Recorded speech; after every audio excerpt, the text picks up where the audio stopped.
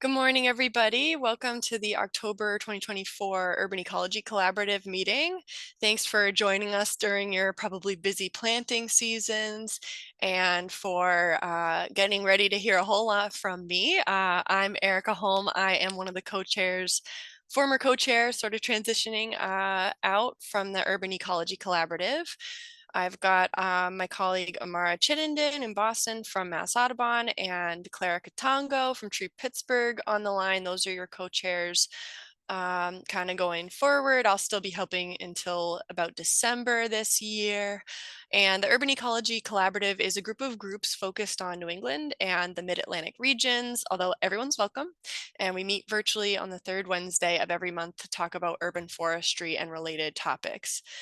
We have a Google group and it's for sharing about upcoming events, research, jobs, urban forestry related topics.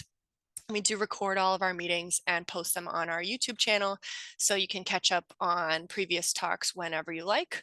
If you do not want to be recorded, just keep your camera off and don't unmute yourself during the presentation, but we do usually do about 30 minutes of a talk, and then we kind of transition to a discussion, Q&A. Today I am speaking, so you'll hear a lot from me, and I'll probably be asking this group a few questions as we go kind of through some of the stuff that I'm working on. Some of you, it looks like a lot of you already know me and what I've been up to, but I have recently in June started in the City of Lynn as their Urban Forestry Fellow.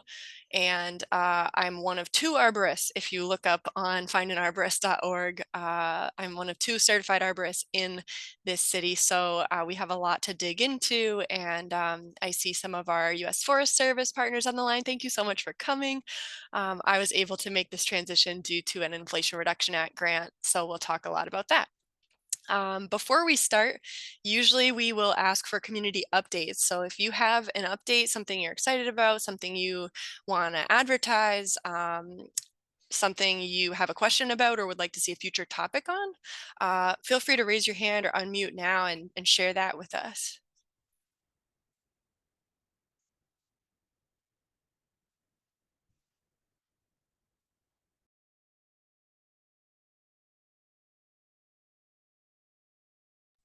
Oh, and if you're just joining, I also didn't invite people, but on the chat, if you could put your name and what city you're from and what your role is, and maybe your favorite tree that you planted this season or that you're about to plant this season. That could be a cool little thing to hear from folks. And right now, for anyone just joining, we were just asking for community updates.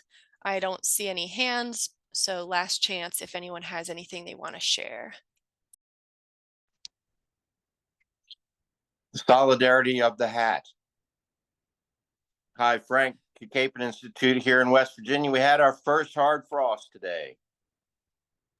First hard frost, wow. We only have a little bit up here in Lynn, and you know, we've got the hats though. It was chilly. We're getting our coldest morning of the week tomorrow, and then we're going to be in the 70s this weekend. So it's certainly happening. All right, so unless anyone has any further updates or is also wearing a hat they would like to show us, I will get started and try to share my slides. Okay, share. I can't. Amara, help.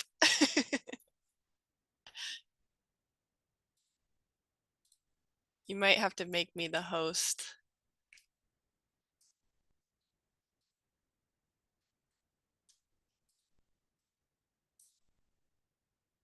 Try now. Share. Oh, perfect. Thank you so much. You are the best. All right, so for those of you who don't already know me, my name is Erica Holm. I am the Urban Forestry Fellow in the City of Lynn. This is a new position for me. I started in June. I'm also a certified arborist, and I'm coming up on a year of that certification. So I'm really excited to be telling you about this fellowship that I'm in, which is a 3-year project to support a healthy tree canopy in Lynn, Massachusetts. Some of you have maybe seen this slide before. This is something I show when I'm talking to young folks, so going into schools and talking about how to become an urban forester if there is such a route. This is my personal path, a couple of things I've done. Where I really found urban forestry was at the Emerald Necklace in the city of Boston. I started there in 2020 and really fell in love with the trees and the city. So that was my first urban forestry full-time role. And then I was Mass Audubon's urban ecologist for 2.5 years. And then here I am in the city of Lynn. So originally I'm from New Hampshire, but have been in Massachusetts doing urban forestry for about 5 years now. And this is the city that I'm in currently. So a little bit about Lynn. Some of you may know the catchy rhyme. If you don't know it, I would encourage you to just look it up. I'm not going to say it in this format because it's a little Easter egg and people kind of take pride in knowing it. But we are the 8th largest and the 5th oldest city in the state of Massachusetts. And this is an outline of Massachusetts. I'm assuming you all know where Massachusetts is. But we've got Essex County in the light red and Lynn in the bright red, just for a little bit of orientation. And if you can see my cursor, Boston is this big, you know, wolf looking thing down here. So Lynn is 13.5 square miles in total area, and 20% of that is water. So we've got a lot of land, but we've got the Atlantic Ocean. And we've got a population just over 100,000. So that does make us pretty solidly a city in Massachusetts. We have a lot of different resources here. So we have a very large natural area, forested natural area called the Lynn Woods Reservation. And then we've got the Atlantic Ocean. So we've got a lot of development in between those two things and a lot of residents who are living there. I'll show you some aerial imagery. Just so you can get a sense of exactly what we're dealing with here. And by very large, I mean like 1,200 acres, I think is what it is. And that's our Lynn Woods Reservation. So it's a very, very large forested natural area with some water. We've got not really a park system like the Emerald Necklace per se, but we do have parks and playgrounds as you get kind of down into the middle of the city. This kind of greener area in the smack dab in the middle is the Pine Grove Cemetery, which used to be an arboretum in its past, but is not currently, to my understanding. We've got really intense development in our southeastern and southwestern portions of the city as you come up to the water. So a lot of folks on this call will be thinking climate change and how we are a coastal city. That definitely factors into the work we're going to do here. I wanted to mention the diversity of our population. We're really known for our cultural diversity here in Lynn, the local arts, the fantastic food, and a lot of new Americans live here. Our most popular common language spoken in Lynn public schools is Spanish. English is at 38%. So we are actually a very, very diverse city, a very welcoming community. It feels kind of like a town by feeling, but it's definitely developed and full of folks, and it's a city, and we have a comprehensive plan. So I wanted to mention that, put it in the slides. We have a plan called Vision Lynn that the planning department worked really hard on to try to advance the city as a whole and understand the city as a whole. So starting off here, I'm new to the city. So what I'm doing is really trying to get an understanding of how things are working for urban forestry today. Our mayor is Mayor Jared C. Nicholson, and we have a Lynn City Council, and both of these kind of groups of the municipality are extremely supportive of urban forestry. They really want what's best for the residents here in Lynn and their constituency. And they've been really, really awesome partners in getting this project started. This entire position is within the planning department in the city of Lynn. So my colleague, who you can't see behind me, but you could have seen about 10 minutes ago, Lauren Drago, is our associate planning director. And she really listens to the community members and constituents here. And several Lynners, as they're called locally, recommended that she apply for the Arbor Day Foundation Inflation Reduction Act pass-through grants. So we applied and received $550,000 for that grant. It's one of the larger Inflation Reduction Act distributions in the state of Massachusetts. There were 11 of those. Danielle could tell you all about that, so I'm not going to focus on that. But we were able to start this project in June because we are partnered with the Arbor Day Foundation as well. So Amy Lester in Nebraska has been our project manager. She's fantastic. I love talking with her and getting support from her as we kick this off. And I don't want to leave out our other work that I'm actually able to focus on as we ramp up this program. We applied for an additional $124,000 from our state program, the Department of Conservation and Recreation, and then EEA stands for the Executive Office of Energy and Environmental Affairs. So that's our state level work. Can you guys still hear me? It said I just got signed out. I think we can still hear you. Okay, I can hear you. Okay, great, thanks. So we did get this other grant. It's an implementation grant. These are statewide grants with a maximum of $150,000 that really help cities, especially gateway cities. In Massachusetts, we have these communities that had populations of 50 to 75,000. They were former mill towns, mill cities, and with the changing of the eras, then over time, these cities are the ones in Massachusetts that tend to need the most help with environmental justice and with some other programming. So the gateway cities are kind of where these implementation grants usually focus. I'll talk more about that in a later slide. And then we're really excited about our other state grant, which is a $9,000 grant to do a urban tree health and management survey. Really, to sum that down, that's going to be our other certified arborist in Lynn is going to be doing a survey for the worst of the worst in our street trees. Our public shade trees are in pretty bad shape in Lynn right now. We have a lot of Norway maples with no tops, a lot of things like that, a lot of pear trees in the streets, a lot of things that we need to do. So the first step is to know what we have, and we'll be chasing that down in the next week or two with our friend Jim MacArthur at Professional Environmental Services, who will be going out and doing a windshield survey of our trees. So I'm in the planning department. These are the three grants that I kind of work on and administer. It's about $682,000 if you add it all up. And that's really to start a program in a community that doesn't have a strong urban forestry program at this time.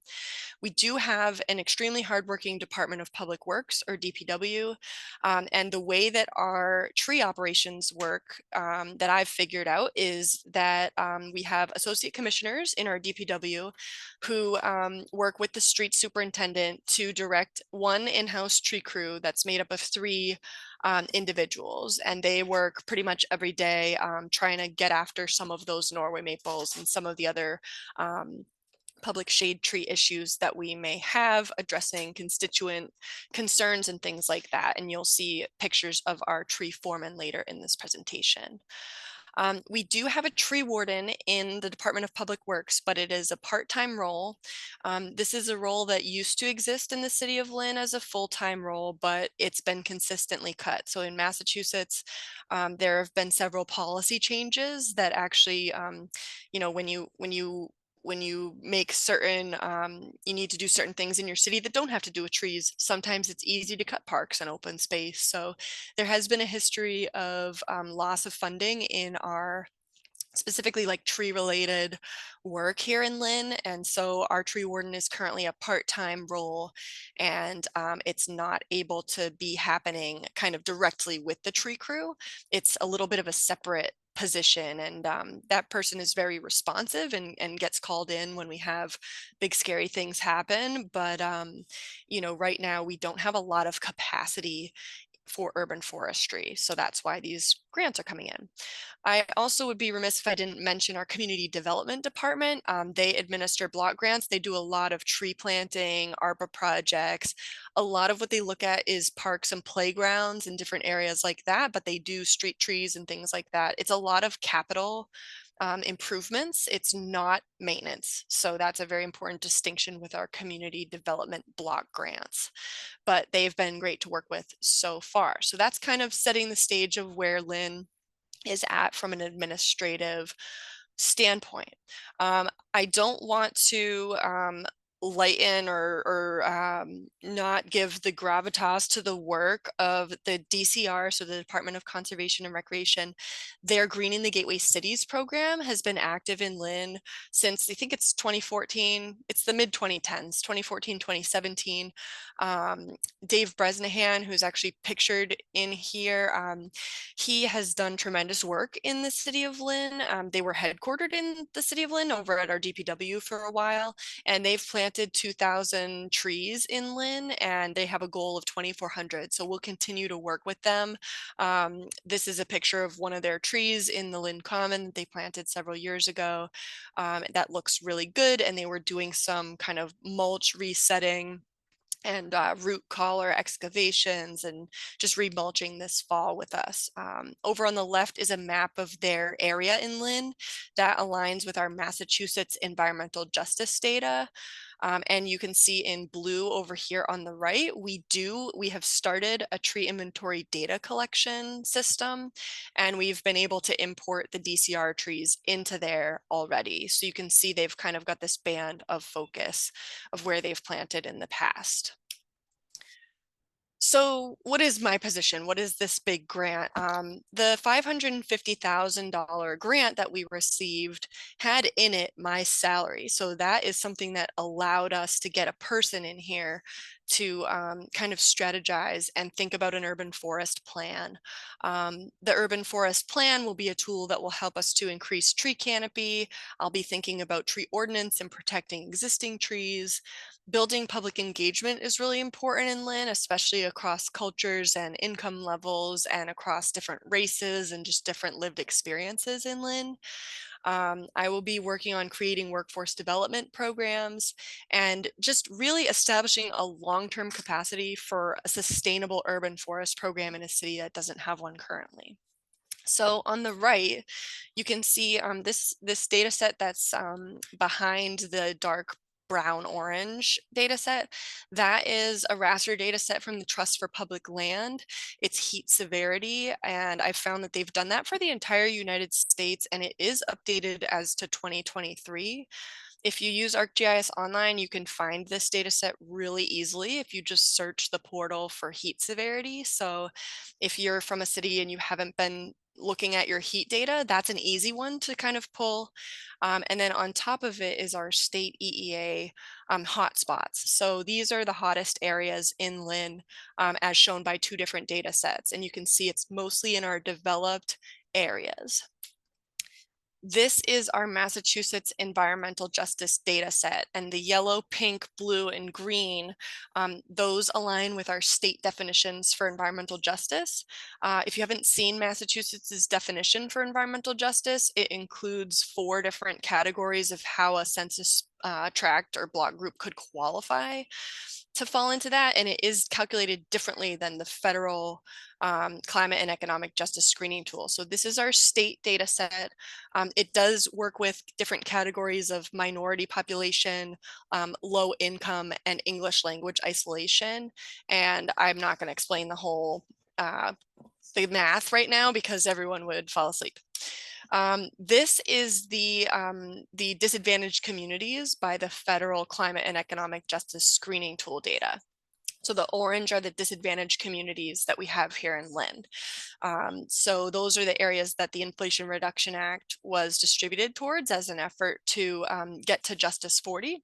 And so these are the areas that we are definitely interested in with our Inflation Reduction Act work. And these are the 15 communities in which I will be expending funds and spending time and focusing on with the census tract last 4 numbers of the tract as labels there. This is where I'll be planting trees as part of this 3-year effort.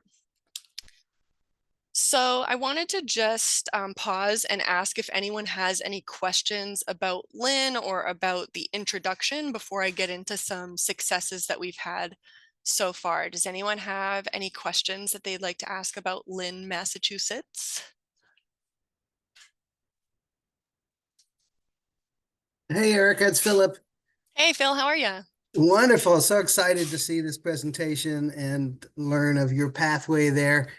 Is there a parks department in Lynn, and do they have and as well cemeteries? Who is Public Works in charge of all that? Very good question. So yes, Public Works is currently in charge of all of that. We have associate commissioners. So we have an associate commissioner who's a fantastic implementation person. I was on the phone with her at 7 this morning. We're talking about an intern who can help us out. Her name is Lisa Narek, and she is kind of runs our parks department. I would say that compared to other cities, it is not the same at all. It has been pretty much cut out. We are doing an open space and recreation plan out of our planning department. We're adding my capacity in the planning department. The Parks and Rec, it's DPW folks, and we're behind on a lot of our invasive species removal. I was out there cutting some knotweed the other day.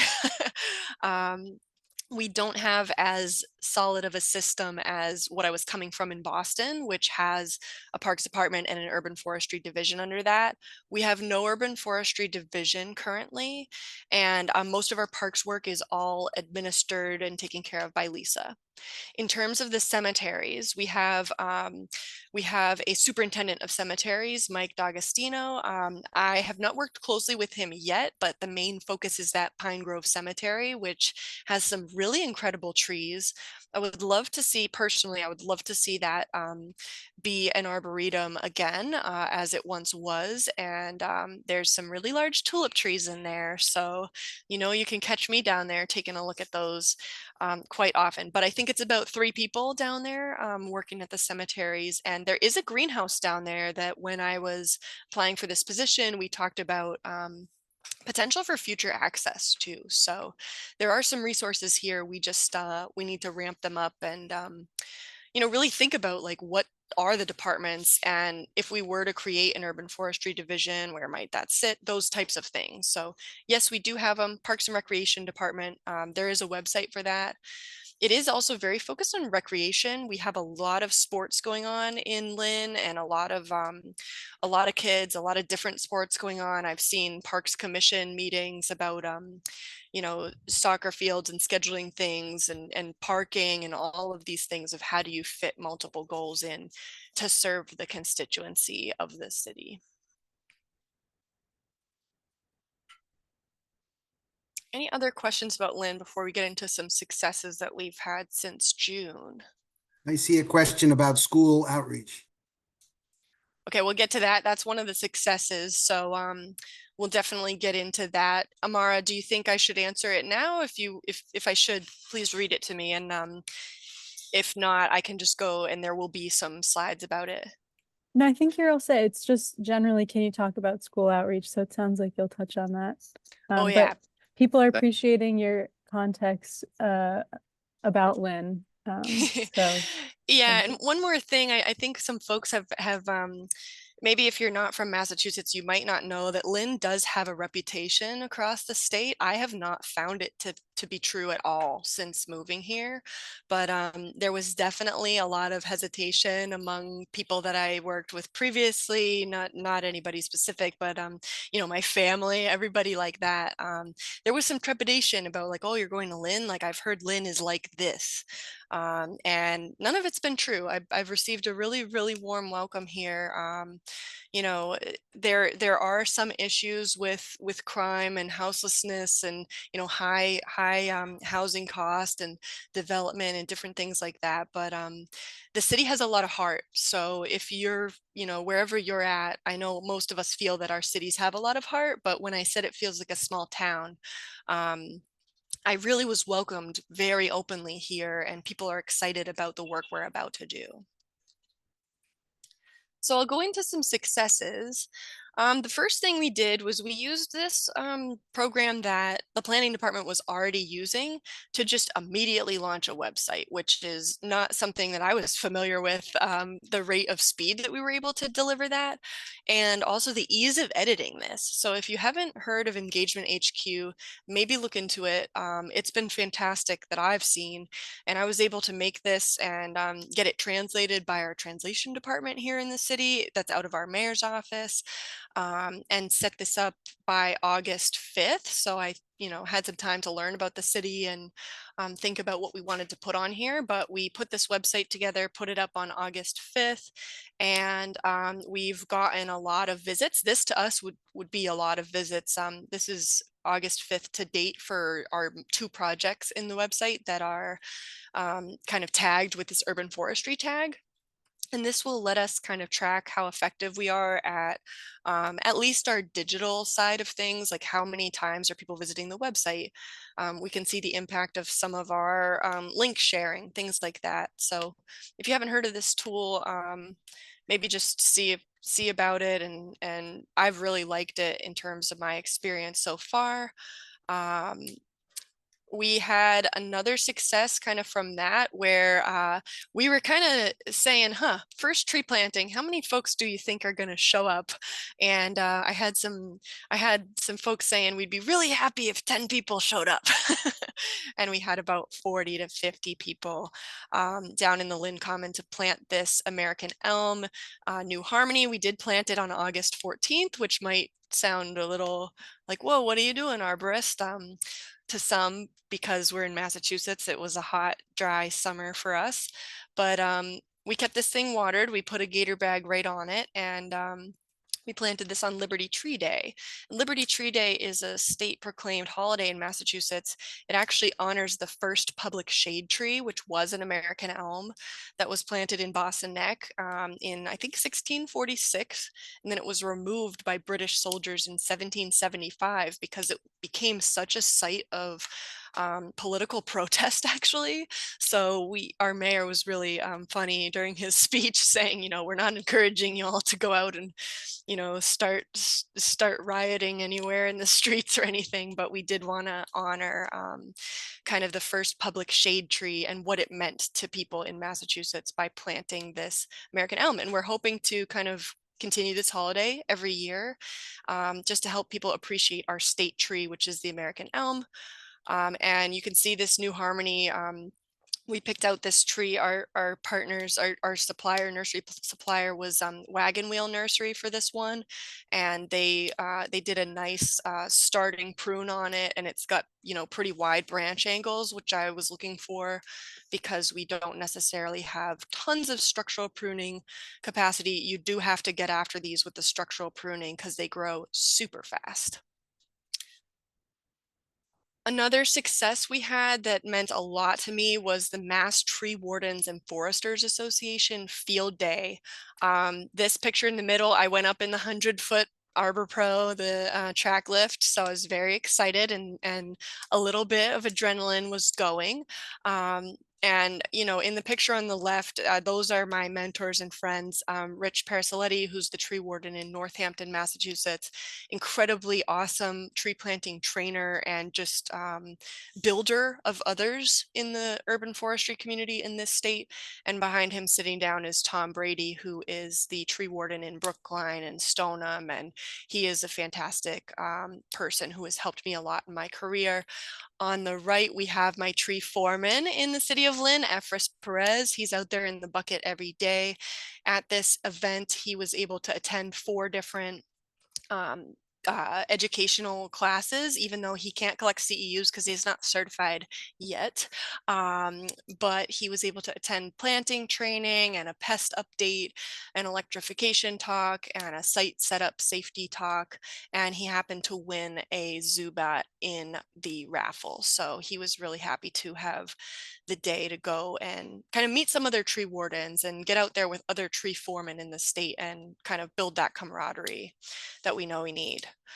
And speaking of camaraderie, this is the planning team on the left in the City of Lynn, plus one. Our ARPA program manager, Joey, is in the middle there as well. And this is our principal planner, Aaron Clausen, who has really built the planning department here in Lynn. This department's only 4 years old, so that might be some information for other municipal urban foresters on the line. Aaron has really built this department and really is supportive of new directions and creative ways to serve the constituents. On the right, we have a picture of a community engagement activity that we put together really quickly. Our community development project manager, I think is his title. I might be getting that wrong, but Ivan Gort put that together. And it's in English and Spanish, and it invites people to put pins where in Lynn they think trees need care, removal, where there's enough trees, where there's not enough trees. We tried to use some plain language with this. And we included QR codes to our new website at this event called Linside Out, where the mayor invites the city departments to come out and table and tell the constituents what they do. We are also launching a tree committee. So this is part of the deliverables of our Inflation Reduction Act grant in the community engagement sort of section. We do not have a nonprofit. We do not have an advocacy group. We do not have like an environmental org that is a community-based organization that could form this committee. So we are interested in supporting the individuals who love trees in Lynn, and also those who don't really know that this is a possibility yet, to come and join these completely public meetings. This is an advisory group. We are not adding seats to this group at this time, like identifying individuals and kind of formalizing this committee. We received over 40 responses to our interest form about what this committee could be like, which was a very good sign that people want to be engaged. They want to talk about urban forestry. So we set up monthly meetings where we can do that. And we had our first one in September. We're recording the meetings, we're putting the slides online, and this is all accessible through that same website that we created. This has been a really exciting thing, and you may recognize the format and kind of the feel of it because I really did learn a lot from the Boston Tree Alliance work, and we're following a very similar approach to that work where we want to invite everyone in. And again, the Spanish translation is provided by our in-house translation services in the mayor's office. So we have a tremendous resource there in that we have interpretation, we have translation pretty much when we need it. Here's the slide about schools. So because there was a question, I'll spend a little more time talking about this. The grant that we have, it does require and it funds a youth program. That was originally scoped out to be 12 positions for our summer youth program. And it was, it was going to start kind of last year. The position was maybe going to start in March, but as projects go, sometimes you start in a different time, and we will be really kind of ramping up the summer youth engagement and workforce development program in the summer of next year. But I have met a tremendous individual, Marissa Angeli, in the innovation department of our Lynn Public Schools, which is a really cool department name and a really cool title. And Marissa is just a ball of energy, really wants to get to know like each kid and what type of career they might do well in. And so they are actually matching students up to potential careers. And this was a picture from my first career speaking engagement at Lynn Classical High School. And this was in their AP Environmental, because we have to train me to speak to high schoolers. It's not just me training high schoolers like how to be an arborist. I'm quite a ways out from high school at this point. I graduated high school in 2012. So it can be quite a leap and hard to remember what it's like to be in these seats. And also, since the pandemic and with the current state of the world, it's probably pretty hard to imagine what a current high schooler is actually going through every day. So we decided to start with the AP Environmental, because that's probably, the students that that are really high level, guaranteed to be into environment, and make sure that everybody was kind of matched. And we are tinkering with this presentation now, but I'll be going into a different Lynn public school every month and speaking actually myself to the students directly. That's something that I've always thought was important throughout my career, because in my education, I never actually had an arborist that came into my class and talked to me directly. I think sometimes there might have been students who knew arborists or things like that, but hearing directly from the person that's doing the work is definitely kind of interesting. And I was able to bring the heat maps to them, and the teachers were thrilled with that. And I was able to immediately send that data to them so that the students can learn about environmental impacts and the environmental conditions of their community. So immediately adding new resources for Lynn public school teachers. A lot of the schools in Lynn are kind of at or over capacity, and they can be there's a lot that are in need of repair or a new building. I was just at a groundbreaking for a new middle school recently, but there's a lot of pride in being a Linner and having gone to one of these schools. So just connecting with people who are in these spaces is really important. And I'm most excited about the potential to do um, it's like an internship that would take one of their class blocks, and they would be doing urban forestry with myself and my team members during the winter. And then those interns could then be crew leaders for our summer program. And they would be doing everything from, tree stewardship, so resetting mulch pits and working on things like that. Tree watering, I'm really hopeful for, but you may be able to notice that I have not talked about equipment yet. So we'll talk about that in the challenges section. And we're going to hope to get them out doing tree inventory, maybe digitizing some of our tree warden records, which are all on paper currently, and doing some tree inventory stewardship, probably community engagement. And then I have one idea that it's probably too early to talk about, but I'm going to talk about it anyway, because that's just my style. I would like to do kind of an art project, maybe like a zine, which is like a DIY magazine almost. I think it would be cute if it was called The Linden, because the City of Lynn and Linden is a tree.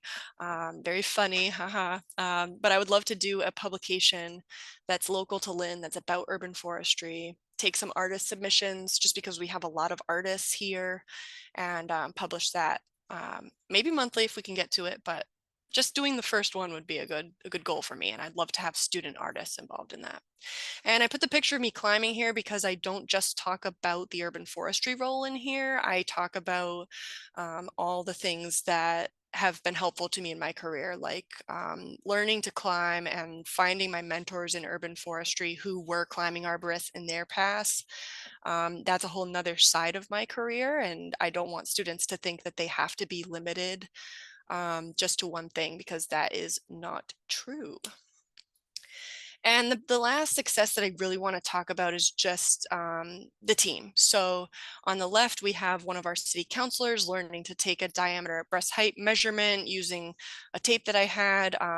That tree actually has like a little cutout into the sidewalk panel for it, which I thought was very interesting because I don't see that pretty much anywhere in Lynn. And that is her measuring a horse chestnut, and she was very happy to go out and geek out about trees.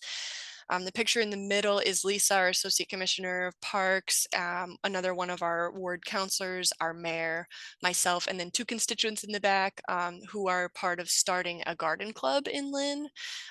They just had their first meetings this summer, so a lot of energy is building. That's Ivan up there measuring the width of the street tree pit. We have a lot of 2.5 by 2.5s, so not really appropriate for a large shade tree.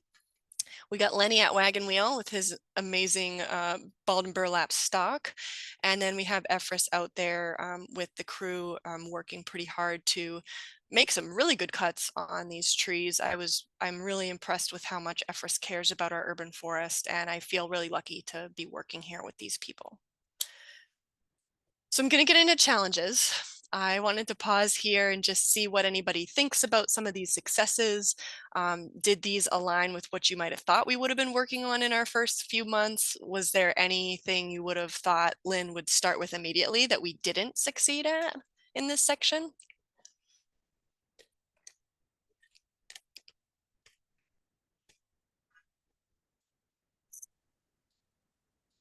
Yeah, it's Philip again.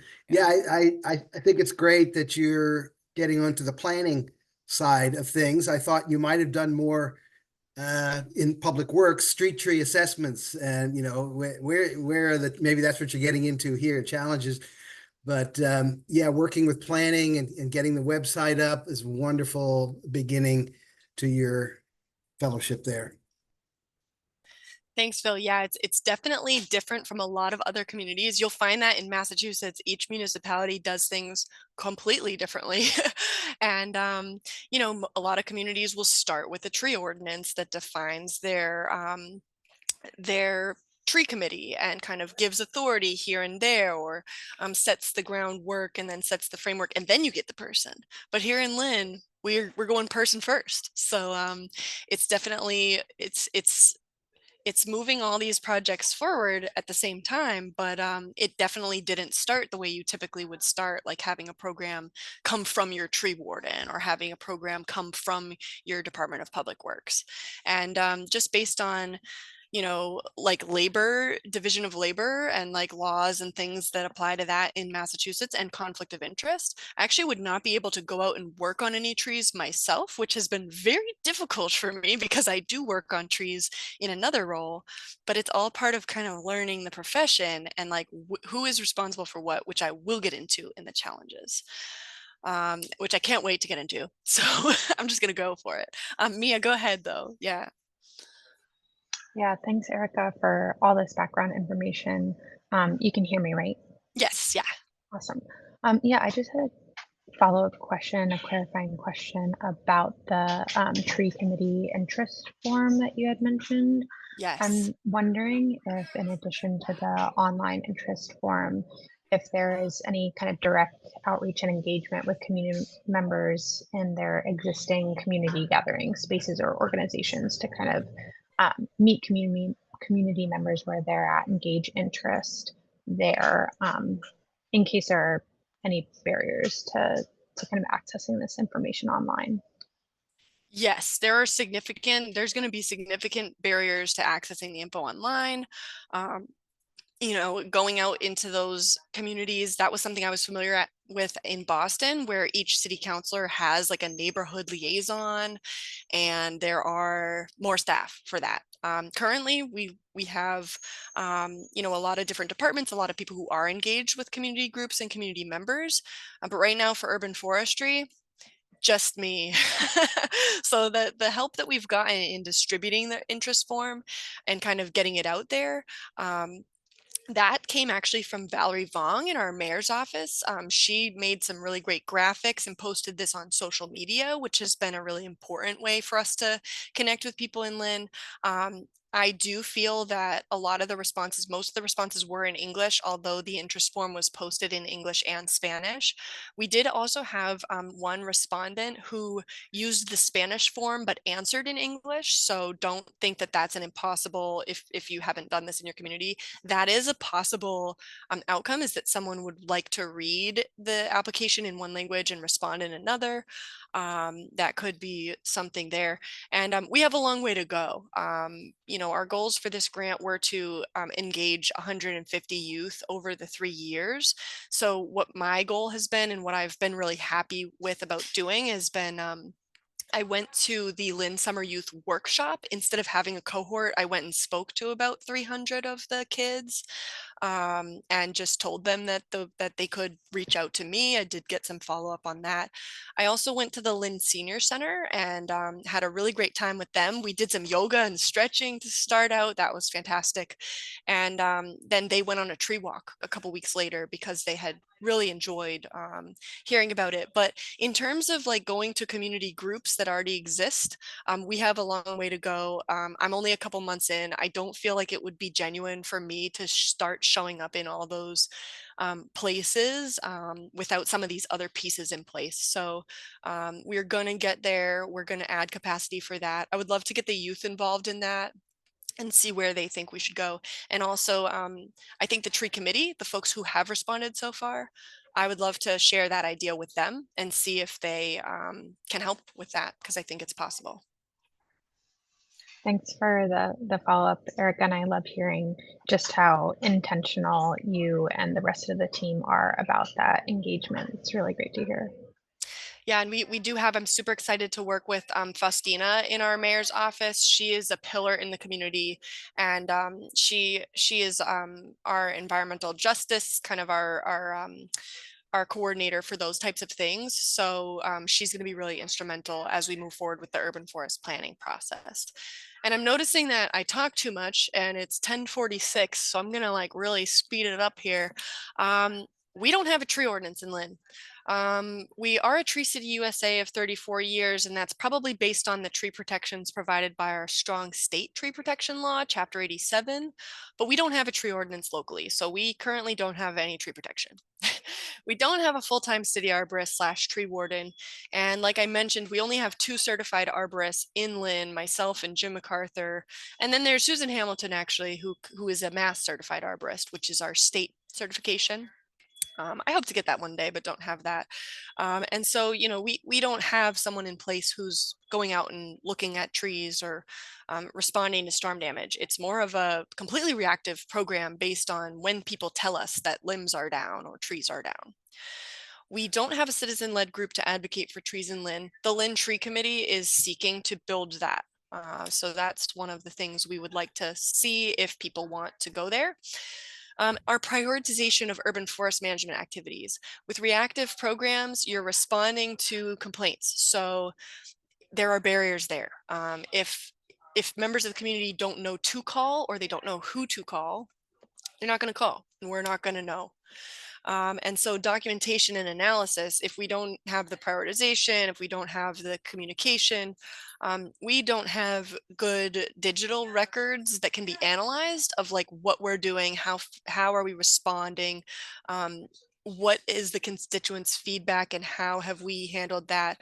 The DPW does an amazing job building relationships with people, so I'm not saying this to say that they're not doing that, because they are doing a lot of urban forest management. But we don't have a tree canopy assessment. We don't have a change assessment. We don't have like these GIS analyses of heat and biodiversity and public health. We have a great public health department. They're going to work on this, but we don't currently have these systems and resources. And the most important thing is we don't have procedure around who does what and when do they do it and how do they do it. So we do respond to complaints and we respond to the needs of the community, but we do so in a way that might not be efficient yet. So we're going to work on that. Here's my favorite slide, and you're going to see why in just a few clicks. So here we have a very large dead Norway maple that actually fell on these 2 cars while I was driving home from work. You can see it's all rotted. This tree was standing dead in the street for a while. So not having that inventory that Phil was asking about is very limiting and actually damaging. No one was hurt during this, but imagine being in the van or that's your car and you come home and that's what you see. This is people's livelihoods. This is not just work for urban foresters to do. This is people were stuck in traffic. People's cars they might not have been able to drive where they needed to go that day. So this is something that is a reality of urban forest management. It's why we need a program. It's one of the major reasons why we need a program, is to assess our resource and try to prevent some of this. Here's another spooky, scary scene here. The scene of the crime being weeds in a street tree pit that had a tree removed and it was never replanted. That to me is very spooky and scary, and we're going to be looking to address that. A lot of these have stumps in them, so you can't just go out and dig and plant.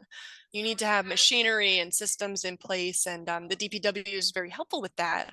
But think about if you lived in this community and what you were seeing was just weedy tree pits with, you know, the picture on the left, there's trash in the tree pits, things like that. You're not going to have a whole lot of trust for, you know, what a tree pit can be. This is a nice one. You could count the number of things in this one that might be spooky. I'll let you guys just look at that one and see what you think. The resident was very uncomfortable with this tree, not just the tree, but also its roots, and also, you know, like what might happen if this tree falls. And this one is the spookiest, scariest of them all. So I wanted to include that. This is a tree that had development within 2 feet of it. And if you look very closely, there's about a 1.5 foot diameter root that's been cut on the side against the lean. So trees like that, as an arborist, make me feel a little queasy because it's it's a risk. It's a risk that we need to mitigate. So this tree has been written up as to kind of, you know, structural damage to the roots. And, you know, I wrote up this form that's like, I'm not a track qualified arborist yet, but here are some next steps.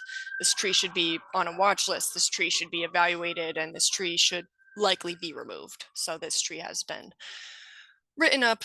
You can see the trunk armor. Trunk armor sometimes reads to people like tree protection, but this is a good picture of why it may not actually protect the tree very much at all. And then here's a nice fun one, new tree siting requirements. So as we all try to elevate urban forestry and do better for trees, what I'm noticing is that we have communities where we cannot have ideal tree pits. We're behind, essentially. So in Lynn, although we try our best, we don't have the funding, we don't have the space, we don't have the capacity to have perfect tree pits like you might see in some cities, maybe out west that were planned cities, maybe that have more space physically between things. But we are kind of looking at a requirement of a 5 foot by 10 foot tree pit. Can I just ask the audience here, how many of you have 5 by 10 foot surface area tree pits in your communities? And I know you may have, you know, planting strips that are larger or medians that are larger, but just if you have any 5 by 10 tree pits, I would love to hear from you if you have some. Yeah, Erica, this is Danielle. That is the standard in New York City wherever possible. So Okay, that's an nice. example of a place like that is part of their, and they will expand tree pits to accommodate for that rooting space. Again, wherever Very possible, nice. ADA compliance, et cetera. But yep. Okay, so New York is a place to look. That's really great to know. I'm looking to New York for like coastal species selection things and stuff like that. This standard that we're trying to work with, we would love to meet this. If I'm 20 feet away from most building foundations in our hot areas, in our environmental justice areas in Lynn, I'm over the street, I'm across the street. So we have been thinking about how do we solve this? This is a pretty typical street in Lynn, 6.75 feet in width. And, you know, we don't plant in front of entryways and things like that. So, you know, we've got like, you know, almost 23 feet of length in this one location on Camden Street that pretty desperately needs trees. This honey locust is the only tree on this street. So, this was a place where I measured kind of what we've got. We've got a very typical condition of a sidewalk heave and, you know, 14.5-inch tree in a, you know, 4 by 4. So how could we widen this tree pit? Well, we could do a 5 by 20 in this location, but then we'd only have about 2 feet of sidewalk width for 20 feet, which would not be accessible. So a flexi-pave pit would be a really good solution to this. But in the city of Lynn, we cannot do this yet. We don't have any capacity to learn tree siting and tree pit creation. I've been advocating for the state to actually think about maybe providing a training of that nature. And I think the city of Lynn, we may commission such a training from some of our local tree wardens who've been at this for a long time. City of Cambridge does pretty well with this. I just was talking with the Salem DPW, and they do take full sidewalk widths and widen that tree pit for the full sidewalk width, and then flexi pave the panels in between, and they do leave some opening so that it still reads to people like it's a tree pit and the tree has some room that's mulched. I've had in Lynn a lot of people, we did 5 flexi-pave pits, and people were like, why did they asphalt up to the tree? So, you know, some community understanding and how do these things read. I'm noticing I don't have very much time left and I want to hear from you guys. So I'm going to really hurry up, but you know, I'm curious right now about tree siting and tree pit creation in other communities. So these were some questions that I had for the group. Feel free to reply to the group after this talk about this, or maybe we'll send these questions out. But we are really trying. So my community development partner made this kind of detail, and we're looking for other details and street tree specs. If you have street tree specs that you like, please send them along to us if you can. It will help us as we try to get these in there. And essentially, I'm curious about what's similar and what's different to your community. Do you face some of these challenges? What would you do first if these were your challenges? So those are my questions. I always put a bunch of links, and I'm gonna, you know, share these slides afterwards. Thought this was a nice picture from Lynn. That's some of our local folks. This is Cardelise from our Latino support network and Tristan from Mass Development. So we are really trying to be interdepartmental and work creatively across different things than just urban forestry. But we have a really long way to go to create this program. And I think we're going to do a lot in the 3 years. We've done a lot in just 3 months. So really excited to see us planting trees and getting kids out there. And I'm excited to see what pictures I can show you all next year. I'm going to stop recording and see if anybody has any thoughts, or not recording, stop sharing. And thank you for sticking in and listening.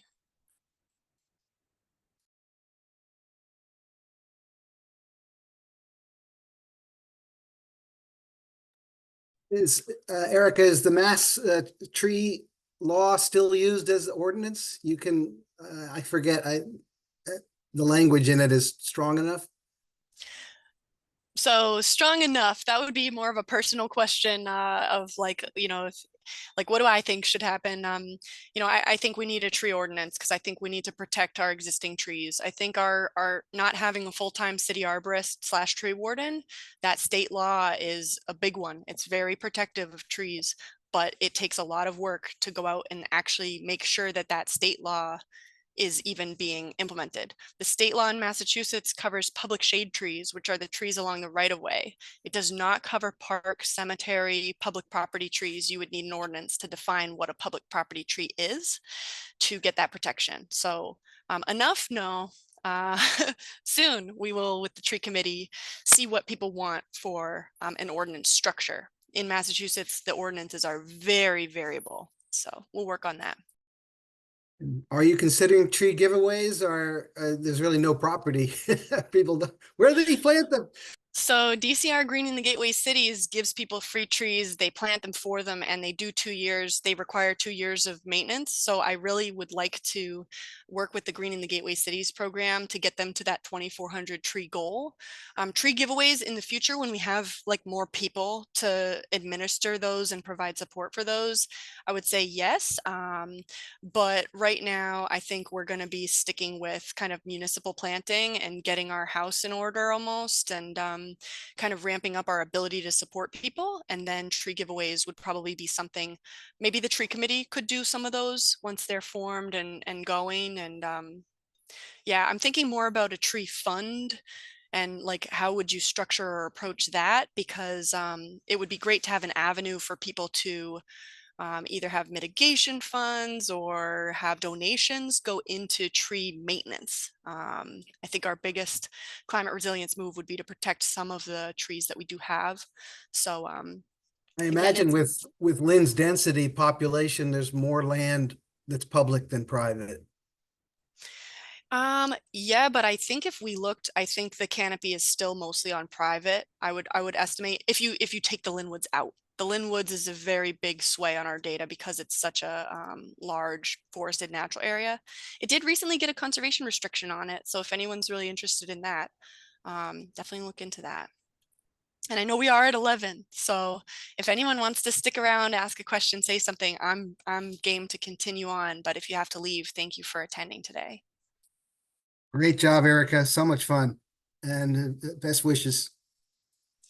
Thank you. And I think for UEC, I think we're not having a November meeting because I think it's partners and Amara, can you help me out? It's partners in community forestry, but is it also another conference? There's multiple events happening at the same time. Yeah, but it's all in the same week. So, Okay, very good. Yeah. So we won't see you in November. December, I think we will, but we might not have a speaker lined up yet. So if you have a recommendation, if you have a roundtable you want to do, or if you know somebody fantastic who you want to hear from in the regions, definitely send that over to us. Thanks so much, Erica. This was really interesting. And I think folks are really interested in hearing more about your work. So we'll have to follow up on some things. We'll have to have via an email. in-person tree Yeah. climbing meetup where not everyone's required to climb, but some of us are allowed. Well, using yours as template,